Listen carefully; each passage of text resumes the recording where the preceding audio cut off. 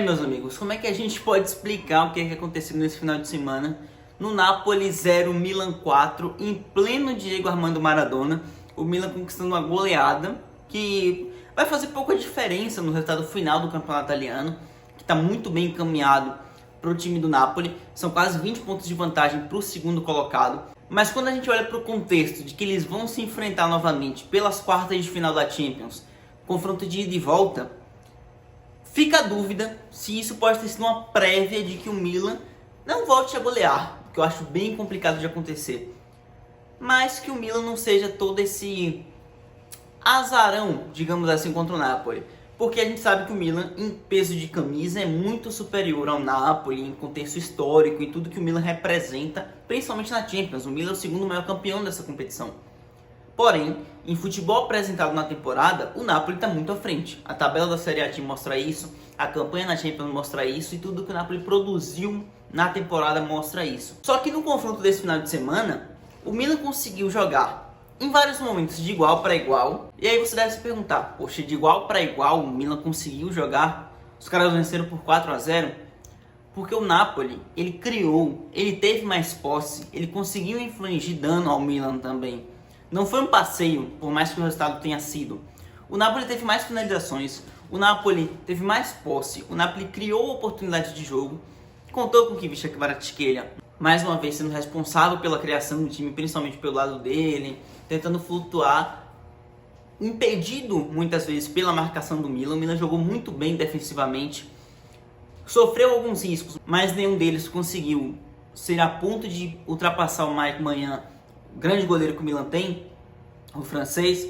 E na frente o Milan foi muito mais preciso que o Napoli.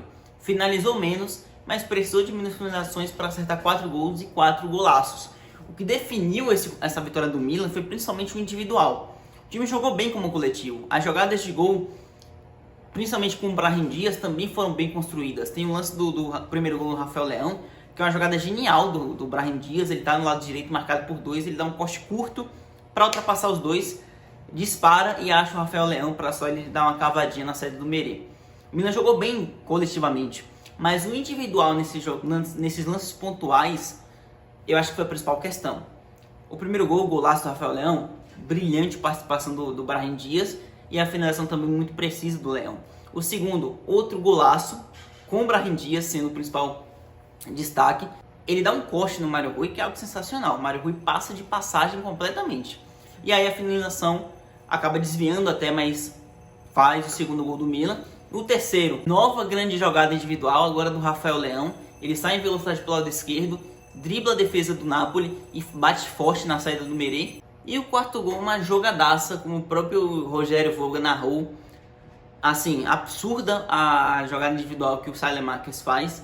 Ele passa por 4 defensores do Napoli com a tranquilidade, com uma habilidade, uma precisão, quase que deslizando em campo. Foi sensacional, daqueles gols que a gente fica assim admirando. Todos os 4 gols do Milan foram muito bonitos. Todos tiveram um contexto individual importante. Era o dia dos caras. O Napoli conseguiu atacar. Não teve a mesma precisão nem de longe do Milan. Não conseguiu ser eficiente tanto quanto os rossoneiros. Porém, ele criou, ele teve posse.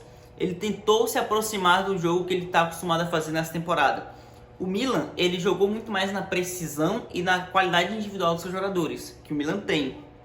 Porém, como eu já disse para vocês algumas vezes aqui no canal, eu ainda acho que esses caras, por mais que já tenham qualidade hoje, Rafael Leão, Brahim Dias, o próprio Tonali, você tem o Theo Hernandes, eles serão ainda melhores no futuro. É um time que eu acho que para daqui 2-3 anos pode chegar ainda mais longe.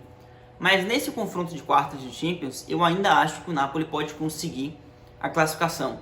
Diminui, na minha opinião, o nível de favoritismo. E eu esperava que o Napoli fosse ter tranquilidade contra o Milan. Já não sei se posso considerar assim depois desse jogo. O Milan mostrou ter qualidade e pode contar, inclusive, com um aspecto moral, um aspecto psicológico, né?